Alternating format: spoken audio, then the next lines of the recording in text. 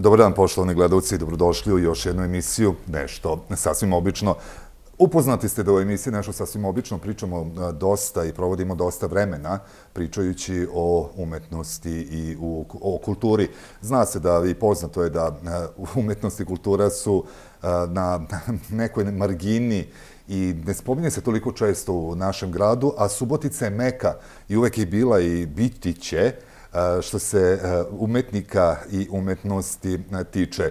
Moju narednu gošću, odnosno gošću koja će da upriliči ovu emisiju Nešto sasvim obično, i kako ste već viđali na Eko televiziji i u prethodnim emisijama koje sam vodio, i uvek sam sa njom govorio zašto ne promeni karijeru i nije promenila karijeru i da radi u medijima, zbog zaista divnog glasa.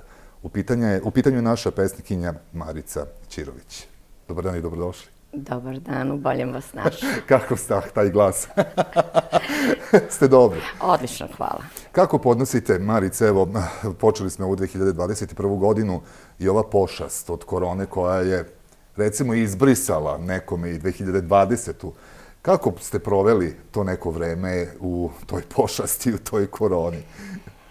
Pa, pripremala sam knjigu, radila sam na knjizi i tu mi je prolazilo vreme. Inače, nisam baš, kako da kažem, druželjubiva. Više volim neku osamu i da ne kažem da sam asocijalna, daleko bila. Ali to govore za mnoge umetnike da su. Jeste, pa recimo Ivo Andrić, on je čudo čoveka, samotnjak.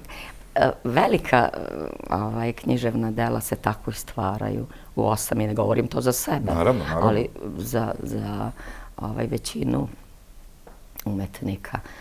Jer bilo je postavljeno pitanje, recimo, kad imate likovne kolonije, pa oni stvaraju jedan do drugoga, oslikavaju svoja dela. Nemoguće je tako pisati u tim nekim zajednicama. Tako da, eto, trenutno sada, pošto je bila i promocija... To ćemo pričati nešto malo kasnije, naravno. Sada čekam nekako da sve ovo prođe kao i većina ljudi. Masku zaboravljam stalno. Pa ozbiljno, pa nema džepa u kojem nemam ili u tašnu u kojoj nemam.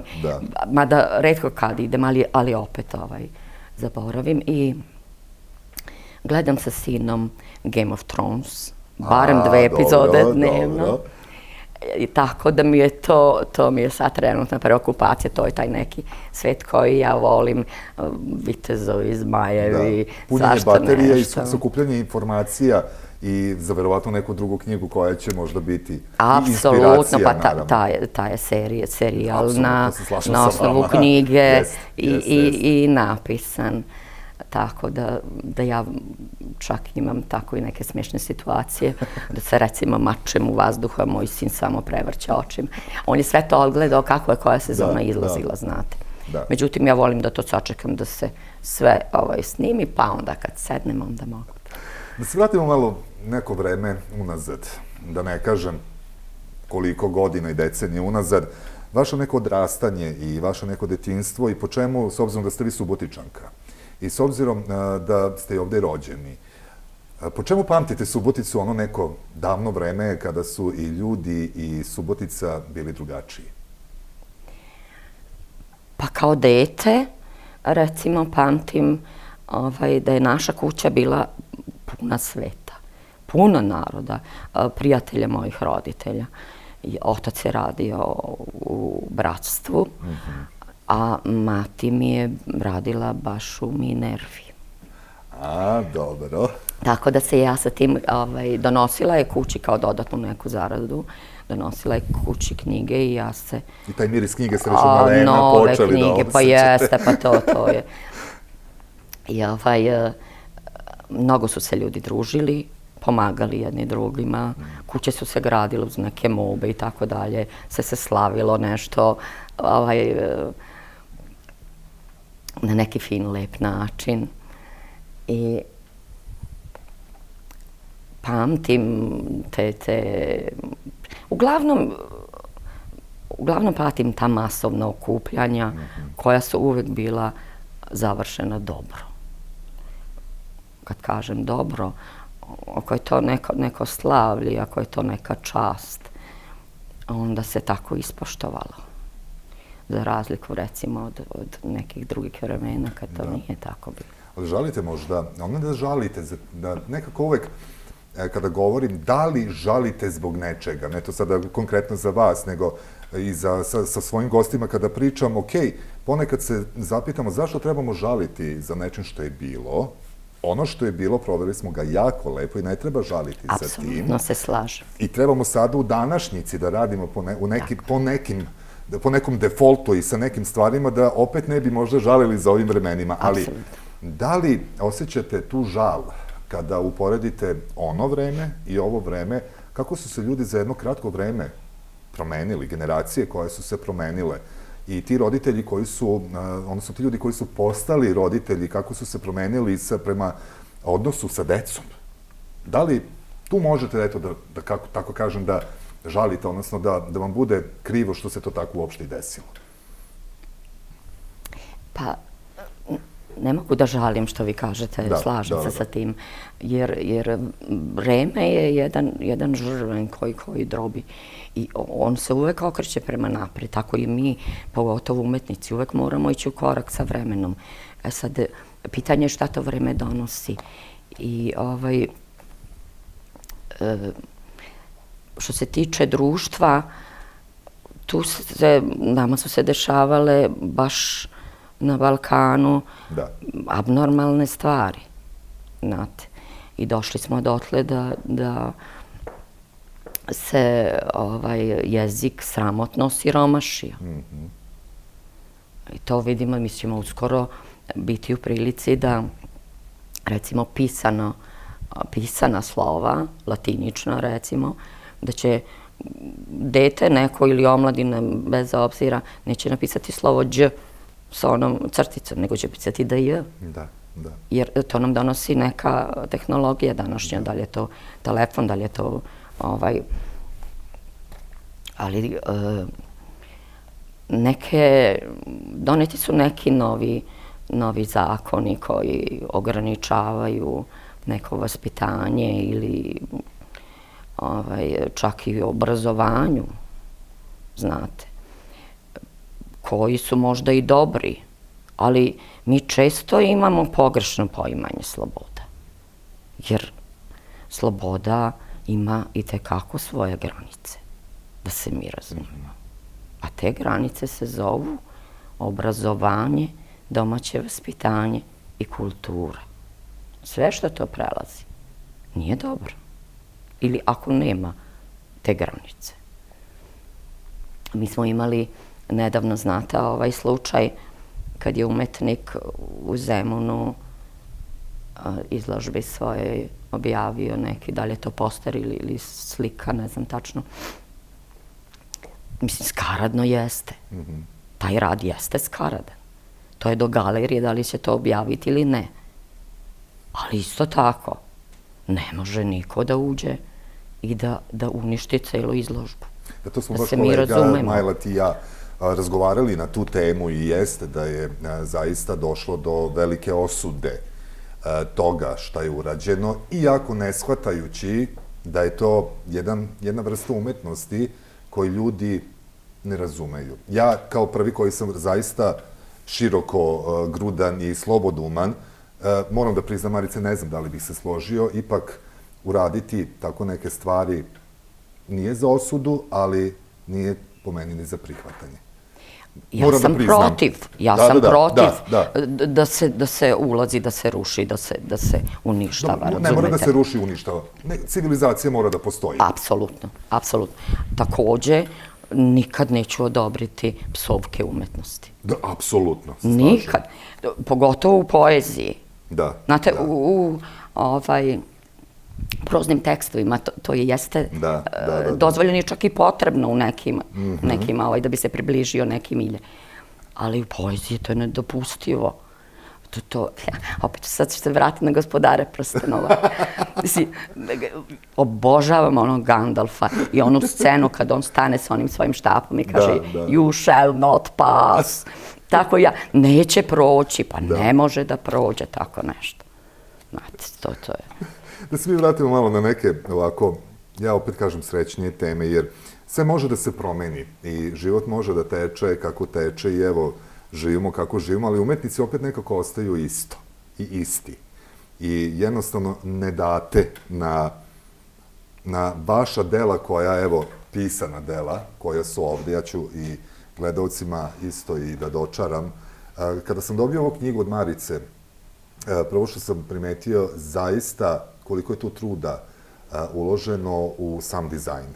To moram da priznam, zaista sam dizajn. Ali pre nego što krenemo i da delimo poklone, imate i vi, poštovani gledalci, ćete imati priliku da dobijete ove knjige. Imam 2 knjige na poklon, naravno ovo je moja, ne dam je. Pre nego što i malo opširnije popričamo o knjizi, ono što mene zanima, vi ste zaista, koliko god puta da vi gostujete da li u mojoj pređašnjoj emisiji ili u sadašnjoj, uvek ste nekako pozitivni i jednostavno i dalje furate, moram tako da žargonski da kažem, svoj fazon. Biti pesnikinja danas nije lako. Biti umetnik danas apsolutno nije lako u 21. veku. Odakle vi crpite inspiraciju? I odakle vama ta inspiracija dolazi, ne gledajući samo serije i filmove, nego da li taj osama što ste rekli da volite, da se osamite, je jedan vid inspiracije i sakupljanje snage i punjenje baterije? Čovek koji piše, pesnik recimo, može da napiše pesmu svaki dan. Jer posjeduje u sebi,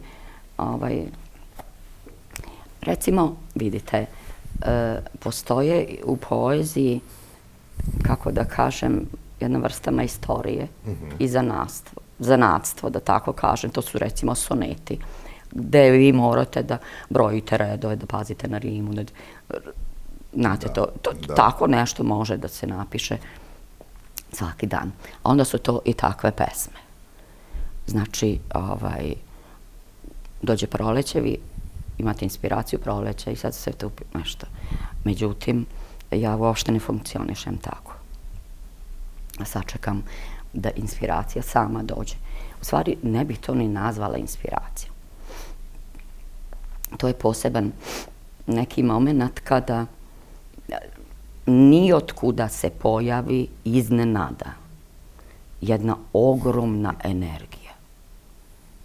I potpuno vas oduzme. Vi više ne možete da funkcionišete. Možete da se pretvarate, da ćete nastaviti da radite sa tim što ste započeli. Međutim, to vas jednostavno udara u sva 3 mozga. I morate da zapišete. To su odjednom slike koje lete ispred vaših očiju. To su gomile reči koje vi samo odbacujete. To se jednostavno tako desi. I onda nastane, onda vi u stvari u takvim momentima stvarate. U takvim momentima i umetnik bilo koji stvara. Može slikar svaki dan da nastavi. Ali kad baš ta energija, znate, umetnik jeste vatra. To bez daljnjeg. I prenosi tu svoju energiju svojim delom. Za svojih 15 godina karijere, koliko radim u medijima, zaista su prodefilovalo mnogo i umetnika, što i u mojim emisijama, što i u mom privatnom životu, ali nikako ne mogu da zaboravim, složit ćete se sa mnom, Janoš Sekeraš. Uvijek. Koji je pomogao vama, koji je pomogao mnogim umetnicima, a najviše je pomogao našim građanima Subotice da okuse tu vrstu umetnosti koja je bila tada. Vidite, ja sam oduvek pratila kulturno dešavanje u gradu. I zaista ih je bilo jedno vreme mnogo. I imali smo široki spektar. Međutim, nekako se to sve ustoličilo, ustalilo, umrtvilo. Neka žabokrečina se stvorila. Mislim, ne znam kako da vam objasnim. Sve se nekako šabloniziralo. Da. I kao da se neko uporno trudio da stalno predstavlja jedan isti sistem kao egzemplar, to tako treba da se radi, da što pre dosadi svima nama, da bude užasno dosadno, da mi izgubimo interesovanje za umetnost. Pa do te mere da kad ste okrenuli stranicu u štampi gde su kulturne dešavanja na nivou grada, kulturne dešavanja su bili berbanski dani, dani Mangulice, pa ja to nikad ne mogu da zaboravim. Ljudi moji, šta radimo mi? Šta radimo mi u sistemu koji peva samo jednu te istu pesmu? Jako je teško biti umetnik. I da dođem konačno do Janoša, pojavio se Urlik, pojavio se Janoš Sekereš, pojavili su se mladi entuzijasti. Pojavilo se nešto dotad neviđeno, nešto novo. To je bila takva pokretačka energija. Te manifestacije su bile bravurozne. Bile su na nivou svetskih manifestacija. Gosti, recimo, Marko Nektan, moj drugar i kolega, da. Jeste, Butoks, ples koji nije mogao da nastupa u Pančevu, ali je nastupao u Subotici, na Urlikovim manifestacijama. Ja moram Invisible da pomenem. Apsolutno. Oni su nekako, Miodrag Kovačević koji je posvetio svoj život, rad svoj, delu Milene Pavlović Barili. Fantastičan rad i hvala mu. Ali sve nas je nekako okupljao Janoš Sekereš. I pored svih ljudi koji su bili članovi Urlika i koji su pomagali da se te manifestacije sprovedu, pokazalo se ono što smo svi mi sve vreme jako dobro znali i što će Janoš i negirati u svojoj skromnosti, da je zapravo Urlik bio Janoš Sekereš. On je bio ta snaga, on je bio ta gromada, on je bio ta planina koja stoji negde u senci, koja sve posmatra, koja sve drži pod kontrolom. Zato što je sve što se dešavalo oko Urlika moralo i bilo je nešto što nam je podizalo adrenalin, držalo nas je jedno dugo vreme. Nekako je Urlik oslikavao godišnja doba. Imali smo 4 Urlika, 4 godišnja doba i sa nestrpljenjem smo očekivali. Znači, umetnost bez forme, fantastične manifestacije. Urlik mnogo nedostaje. Ja iskreno žalim. I ne znam i kad će se neko pojaviti ko će ponovo da zapali tu vatru. Čitači pepela jesu posvećeni svim umetnicima na zgarištu spaljene kulture, žarujući po tom pepelu. Oni su čitači pepela, čekaju neku iskru, čekamo mi opet. Ja ću ovu emisiju da iskoristim i da pozdravim Janoša i njegovu porodicu i nadam se da su dobro tamo negde daleko i da znam da se ne bave umetnošću kao što su se bavili ovde, ali i dalje su i veliki umetnici i ostaće zaista i što se Eko televizije tiče zapamćeni.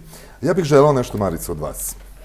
Da, eto, predstavite našim gledaocima neku pesmu po vašem izboru koja je vama baš onako ostavila dubog trag. Pa recimo, moram naočare da... Slobodno, pa po Bogu, naravno. Ova emisija je inače i takva da je slobodna forma i ovde su moji gosti i tekako opušteni, tako da slobodno. Ja znam da su sve pesme koje su u ovoj zbirci u knjizi Čitači pepela i tekako ste ponosni na njih i da su to vaša mala deca, Ali pretpostavljam da imate jednu koja vam je onako baš za srce. Pa ne volim da izdvajam. Ne volite da izdvajam? Odlično, to mi se sviđa. Dobro. Ne volim da izdvajam, ali recimo evo pesma Prsten od soli. Ona je u nekom mom razmišljanju, volim da se vraćam vekovima unazad i volim da kažem da mi je stara duša, jer tako osjećam. Kao da vučem, Bog zna otkad i kroz vekove. Reinkarnacija je čudo, Marice. Zaista imam taj osjećaj, verujte mi. I onda volim da razmišljam kako je zapravo nastala ova država, naša država. Koji je to moment u tom nekom, zamišljam tako, jedno pleme koje neko vodi kroz neke razne predele. Koji je to moment kad je on odlučio da će sad stati, da je bilo dosta i šta trebamo da uradimo da bismo opstali. Divno. I tako je nastala pesma Prsten od soli, u kojoj ja kažem da je šta je zapravo potrebno jednom narodu da bi opstao. U pesmi kažem sagradi mlin, crkvu i maticu mastionicu. Šta je potrebno? Potrebna je vera, potreban je hleb i potrebna je pismenost. To su neke osnove našeg identiteta. I to je sasvim dovoljno za opstanak jednog naroda. Da čujemo.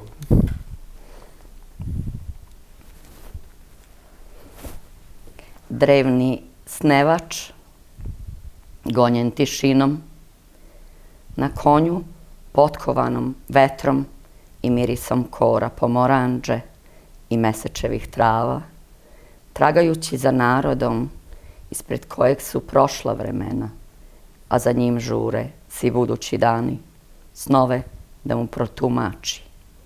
Gonjen od onog koji ima vlast nad fijukom mača, na ledini Podunavlja, rešen da stane, ostane i opstane, pobednički i pobeđeno, otiskom prstena od soli na perinčanom pergamentu dug namiri, sahranjujući uspravno slova snoviđenja da im zauvek senka živi, sagradi crkvu i mlin, maticu, mastionicu.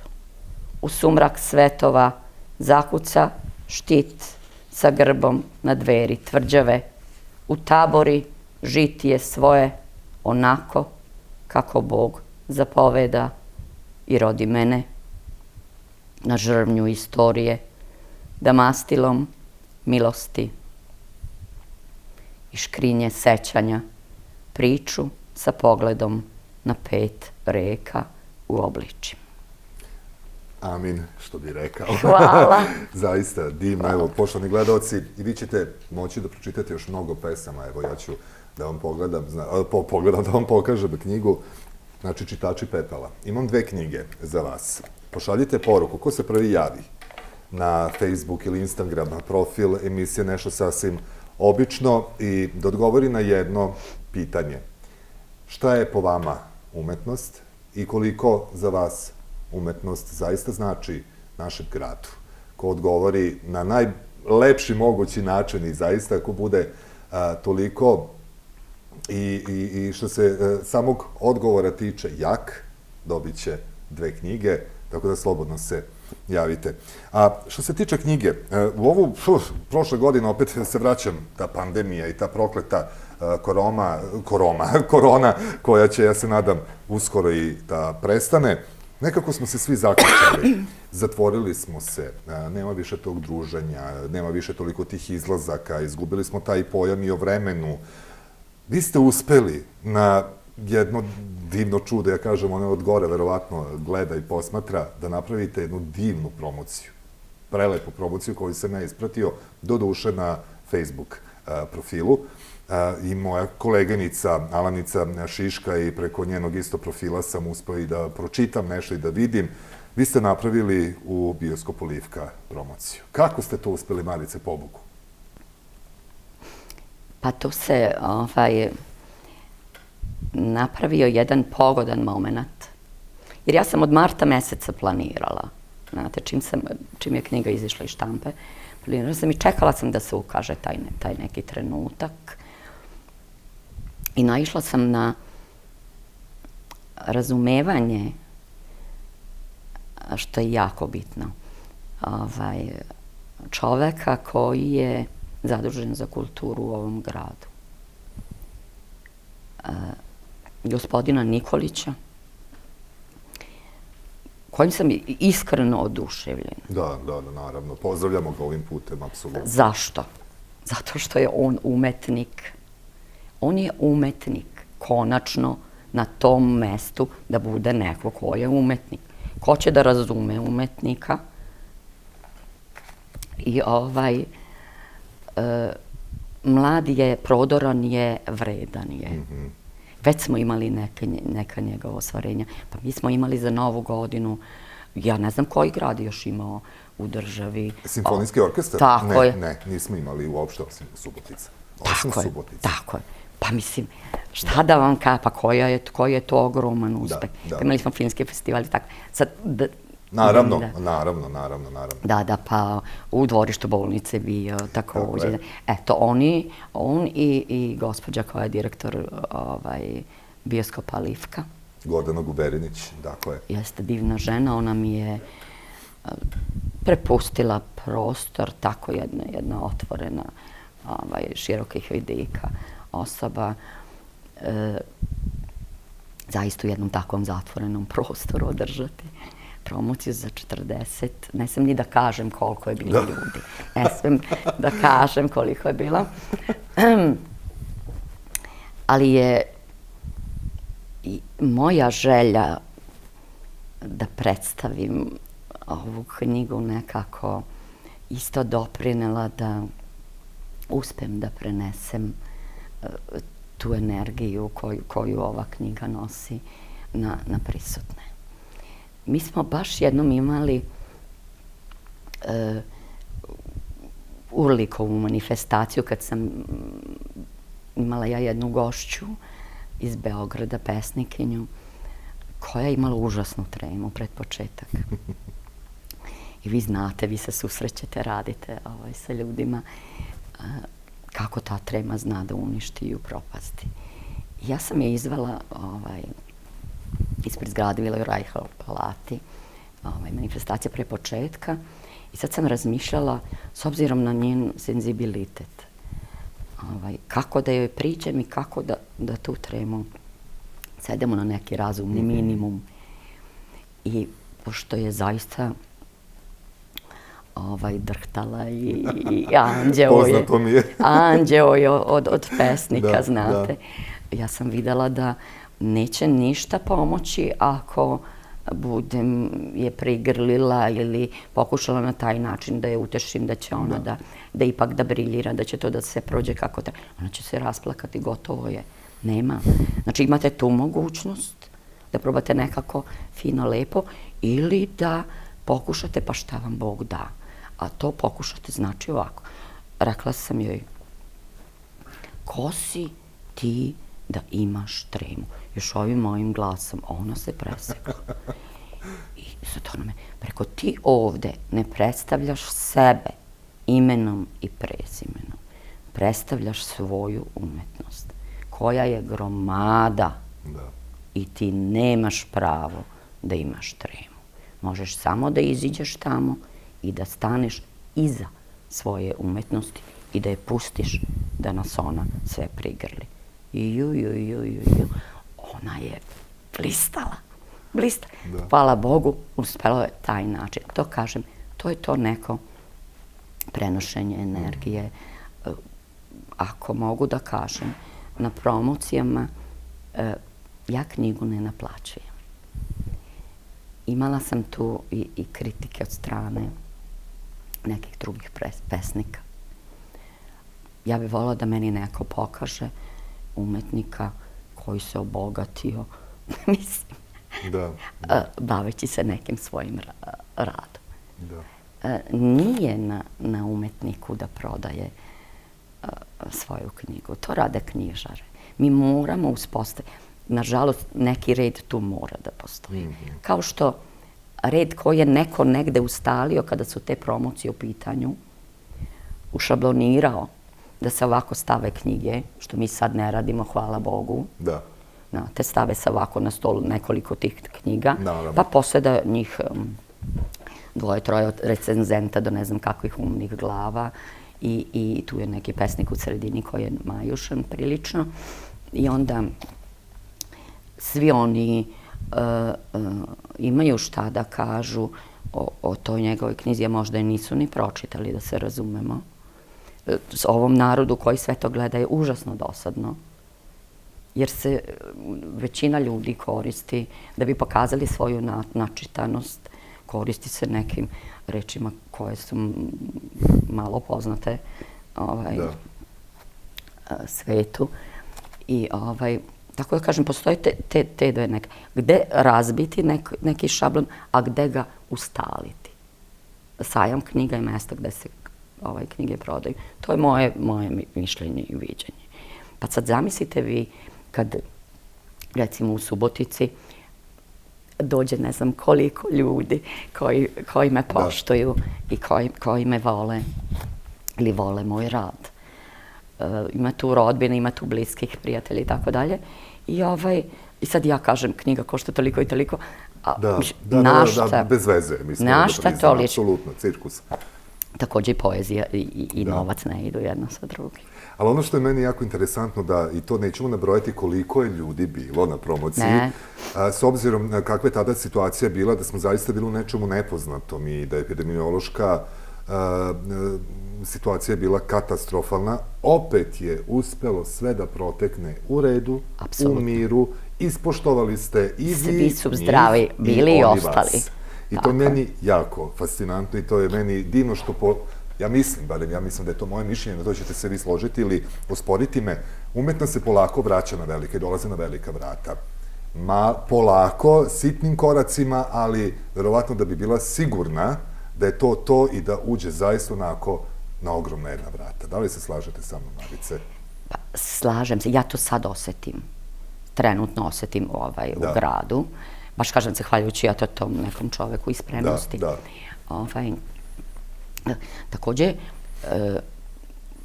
moramo da shvatimo da kulturne ustanove u gradu nisu svojina tog nekog ko sad trenutno rukovodi sa tom nekom ustanovom.